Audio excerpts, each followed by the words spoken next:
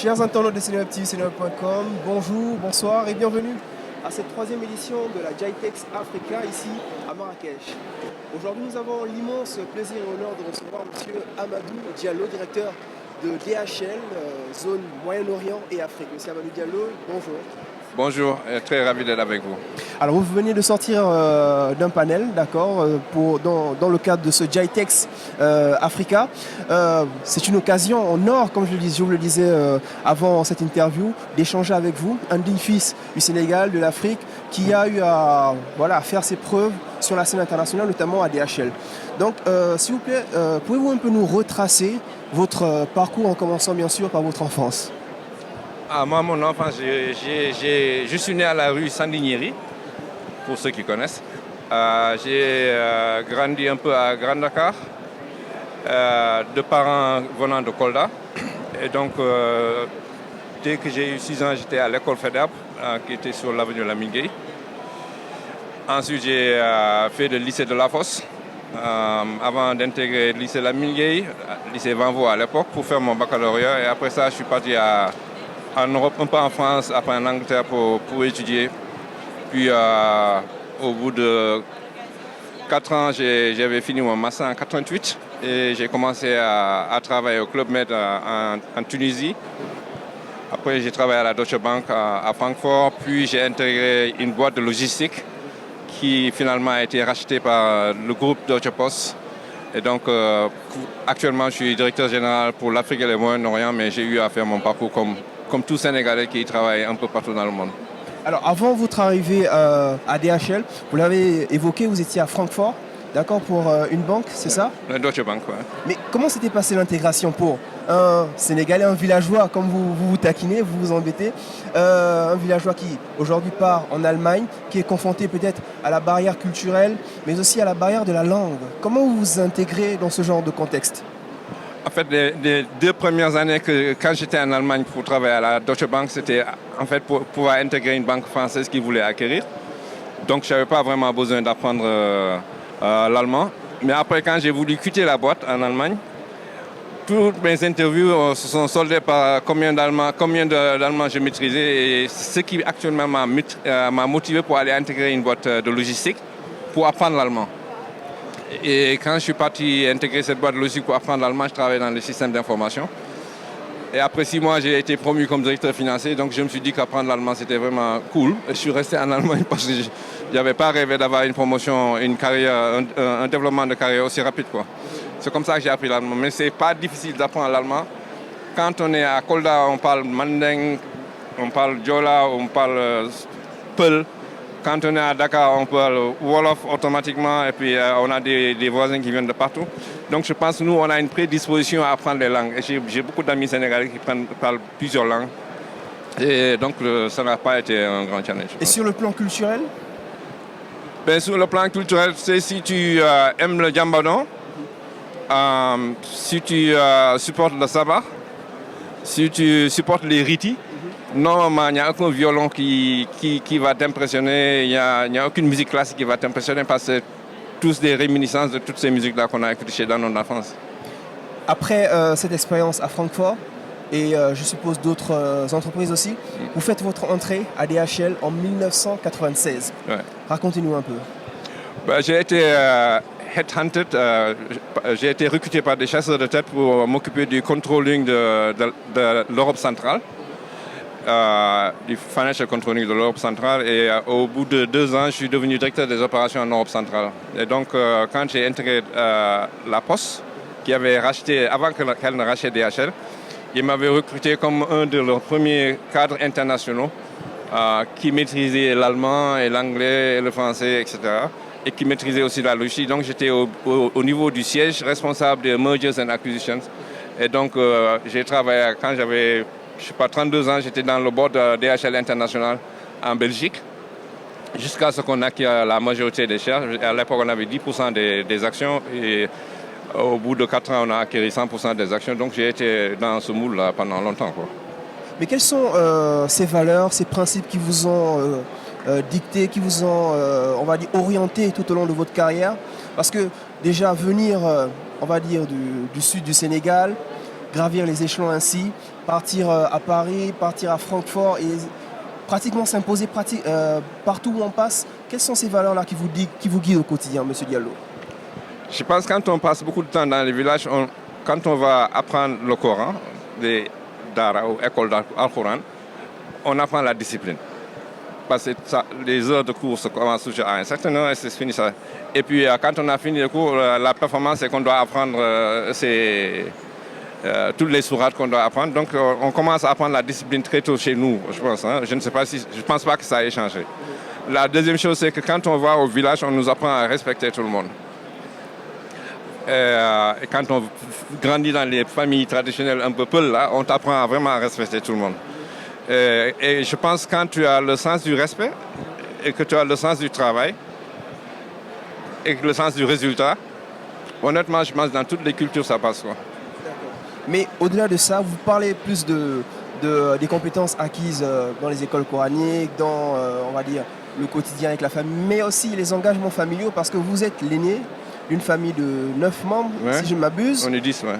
Et très tôt aussi, comme vous l'avez dit, on vous a inculqué l'esprit des responsabilités, notamment en gérant des affaires familiales. Ouais, bon, tu sais, dans les familles traditionnelles, si vous allez au Sénégal, vous allez le voir maintenant, je sais que tout le monde dit le travail à partir de l'enfance, etc. Mais quand vous êtes enfant de commerçant, vous travaillez dans la boutique du papa. Et donc moi, quand j'avais 6 ans, j'étais dans le magasin de mon père, il s'appelait Diallo Bata, c'était 68 avenue Lamine Gueye. Hein? Et donc, dès que je finissais mes cours, j'allais travailler avec lui. Et donc, ça m'a appris à un peu être commercial, ça m'a appris à engager des conversations avec des clients que tu connais ou ne connais pas.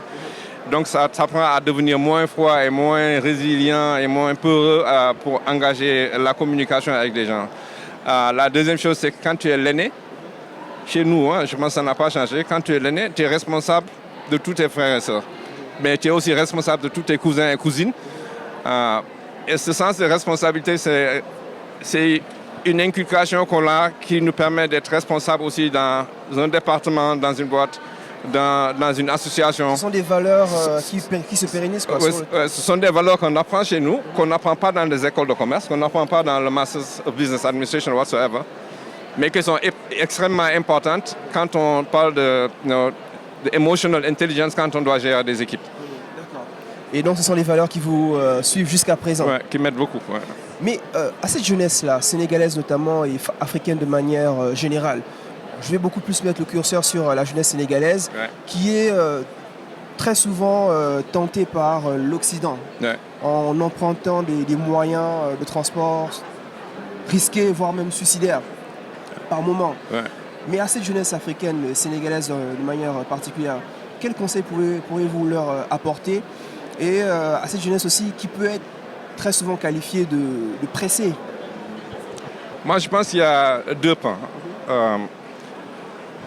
Vous savez, on a des jeunes, et je les vois par exemple à Dubaï, on a une association avec tous les 4. Il y a beaucoup de jeunes sénégalais qui sont compétents et qui ont un domaine de compétence et un niveau de compétence tel qu'ils doivent aspirer à compétir globalement. C'est-à-dire pas se dire, je suis un expert en IT et donc je vais aller à Kolda. Donc si tu es un expert en IT et que tu peux te battre sur Silicon Valley, va te battre sur Silicon Valley. Il n'y a rien qui t'empêche de le faire. Si tu es un expert en automation et que tu peux aller te battre en Chine, va te battre en Chine. Ça, je pense qu'il ne faut pas limiter le scope géographique des talents qu'on a. L'autre chose, c'est quand on n'a pas les moyens que vous êtes un entrepreneur, je pense que si tu veux être un entrepreneur et que tu as 2 millions, 3 millions, ne va pas les perdre dans une pirogue. Investis-les dans l'agriculture, investis-les dans une boutique. Moi, mes parents, ils n'avaient pas de moyens. Mon père, il aurait pu prendre une pirogue et partir, je ne serais jamais né. Mais il est parti travailler dans l'usine de Bata à Rufisque avant de devenir quelqu'un qui vendait des chaussures. Donc je pense que même si tu es un petit start-upper, comme on appelle ça aujourd'hui, tu peux te débrouiller avec les moyens de bord sans pour autant engager des risques de ta vie, au péril de ta vie. Quoi. C'est ça que je leur conseille. Quoi. Donc il est capable aujourd'hui d'être ambitieux sans rien attendre de l'État, à vous entendre. Il ne faut jamais rien attendre de l'État. Ce qui n'est pas forcément le cas, c'est presque une devise même de la part de nombreux jeunes qui attendent. Moi, personnellement, je pense qu'il ne faut pas attendre grand-chose de l'État. Il faut se débrouiller tout seul. Il faut se débrouiller avec sa communauté, il faut se débrouiller avec le marché local dans lequel on vit. L'État, les gouvernements, il y en a partout, hein, mais ils sont là pour réguler la façon de fonctionner. Ils ne sont pas là pour créer des jobs. Ils sont là pour réguler la façon de vivre en communauté. Donc il ne faut pas s'attendre de l'État qui crée des jobs pour toi. Il faut aller créer ton job toi-même. Alors vous avez aussi évoqué là tout de suite la nécessité pour les jeunes d'aller challenger l'international. Mais est-ce qu'aujourd'hui au Sénégal, les cadres sont réunis, les informations aussi sont là et les opportunités aussi sont là pour que ces jeunes Sénégalais les saisissent? En tout cas, moi, je sais une chose. Hein, peu importe que ce soit aux États-Unis, en Amérique latine, en Asie, que ce soit Thaïlande, Vietnam, whatever country, peu importe le country qu'on prend, il n'y a aucun pays où vous allez arriver où vous n'allez pas trouver d'excellents cadres sénégalais. Et cela est aussi valable sur toute l'Afrique. Donc, ce n'est pas une question de répertorier le nombre de cadres qu'on a. Ce n'est pas une question de répertorier est-ce que c'est un cadre qui a maintenant le passeport sénégalais et le passeport russe. On a beaucoup de cadres sénégalais, très intelligents, très bien formés. Et donc, si on veut utiliser leur knowledge, ça c'est la responsabilité de nos gouvernants, que ce soit les anciens comme les nouveaux. Il faut aller chercher la connaissance qui existe chez les Sénégalais pour aider notre pays à accélérer la cadence de croissance. Et ne pas attendre que ces Sénégalais viennent demander, toquer à la porte pour demander est-ce que je peux t'aider. Parce que c'est ça qui nous retarde un tout petit peu. Mais je pense qu'on a assez de knowledge pour faire en sorte que nos pays émergent. Mais à vous entendre aussi, M. Diallo, on souligne l'importance de la formation continue. Oui. Pourquoi? Moi, quand j'apprenais à vendre, on n'apprend pas à vendre à l'école primaire. Quand je travaillais dans les hôtels et que j'apprenais à faire la cuisine parce que le cuisinier n'était pas là pour servir les gens qui venaient pour... On n'apprend pas à cuisiner dans l'école coranique. Donc, quand on veut avoir une formation vocationnelle pour pouvoir faire quelque chose, pour savoir comment faire quelque chose, il faut avoir envie de se mettre à la cuisine, il faut avoir envie de se mettre à faire des briques, il faut avoir envie de se mettre à repeindre la maison pour apprendre des métiers de base qu'on peut utiliser comme moyen d'échange pour pouvoir gagner un peu de sous, pour pouvoir financer peu importe la formation qu'on veut financer. Mais ne pas travailler ne peut résulter en rien du tout. Apprendre à travailler, ça crée des spécialisations qui ouvrent des opportunités d'apprendre beaucoup plus de choses et d'être meilleur entrepreneur. Actuellement, au niveau mondial, il y a des tensions géopolitiques et aussi des tensions économiques assez importantes, notamment depuis le retour aux affaires de M. Donald Trump. Ouais. Ça tombe bien. Vous avez évoqué que cette guerre économique entre les États-Unis, l'Europe, l'Union européenne et la Chine pourrait être bénéfique pour l'Afrique. Je suis curieux de savoir comment. Vous savez, quand vous venez ici au Maroc, vous voyez le développement du port de Tanger, les free zones, toute la production d'automobiles et tout ce qui est relié à l'aérospace qui commence à s'accélérer. Quand on va au Sénégal et en Mauritanie, à part les infrastructures qui ont été mises en place, on voit que maintenant on est en train de travailler à avoir de l'énergie moins chère. Et quand on a de l'énergie moins chère, ça veut dire qu'on peut être très attractif, par exemple, pour tout ce qui est habillement au Sénégal. On a beaucoup de gens qui sont spécialisés dans l'habillement. Et donc, c'est des opportunités d'aller choper des jobs qui sont aujourd'hui au Bangladesh, au Vietnam, en Thaïlande ou en Chine, pour les recentrer ici, parce qu'on est beaucoup plus proche de l'Amérique, on est beaucoup plus proche de l'Europe, et nos taux de taxes sont beaucoup plus bas que tout le monde. Ça, c'est deux. De deux, quand on prend toutes les ressources minières qu'on a, qu'on réexporte vers l'Asie pour produire des produits qui doivent être maintenant exportés avec beaucoup de taxes, c'est une opportunité de demander à ces gens qui les produisent et les transforment en Asie de venir les transformer chez nous. Une coopération sud-sud. Ouais. Ce qui crée des opportunités de job parce qu'on a beaucoup de gens qui veulent travailler chez nous, que ce soit à Ziguinchor, Sédhiou ou je ne sais pas quoi. Et on est proche des marchés et on a moins de problèmes politiques avec ces pays-là que l'Asie. Donc c'est des opportunités pour les entrepreneurs chinois, c'est des opportunités pour les travailleurs sénégalais, c'est des opportunités pour les acheteurs américains ou européens. Et ces opportunités, tu peux les trouver en Éthiopie, dans toutes les zones industrielles qui ont été mises en place. Tu les trouves en Égypte pour tout ce qui est production automobile et agricole. Tu les trouves chez nous en Afrique, au Sénégal, tu les trouves au Bénin, au Nigeria. On a beaucoup d'opportunités de faire en sorte que les jobs qui étaient dans le temps créés en Inde, ou bien en Chine, ou bien au Vietnam, que ces jobs soient créés chez nous. Pourquoi? Parce qu'on est mieux connecté avec l'Europe. On comprend toutes les langues qu'ils parlent. on comprend toutes les législations qu'ils utilisent. On est moins foreigner pour les Européens qu'aller au Vietnam ou bien en Chine ou en Thaïlande parce que les langues qui sont parlées là-bas sont complètement différentes et les législations complètement différentes. Donc vraiment, c'est une fenêtre d'opportunité qu'on devrait utiliser.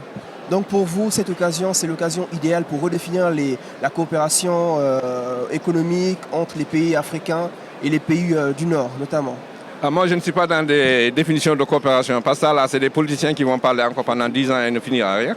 Moi, je crois beaucoup plus à créer des espaces pour que des entrepreneurs puissent venir investir leur argent tout en ayant l'assurance que quand ils investissent, ils vont être payés, mais pas en leur faisant peur avec des histoires de taxes ou je ne sais pas quoi, là, mais vraiment être un endroit, une destination de rêve, comme Singapour a fait, comme Hong Kong a fait, pour être une destination de rêve pour les investisseurs. Et quand on devient destination de rêve pour les investisseurs et qu'on a l'énergie qui ne coûte pas cher, qu'on a des gens qui sont prêts à travailler, là, on crée des jobs. Et quand les gens vont travailler, après, vous pouvez avoir des impôts sur les incomes, les taxes, les revenus que ces gens-là vont encaisser sur les salaires, quoi.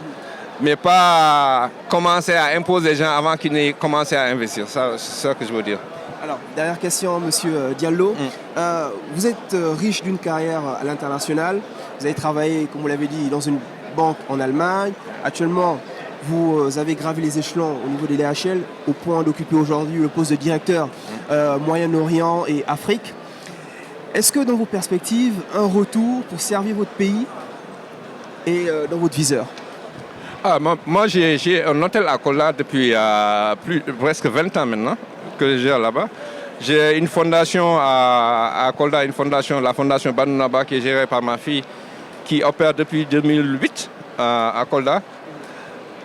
Dans tout ce que je fais, je n'investis jamais en Europe, je n'investis jamais aux États-Unis, j'investis toujours en Afrique, j'investis toujours au Sénégal. Et j'aime bien investir en Casamance, à Kolda.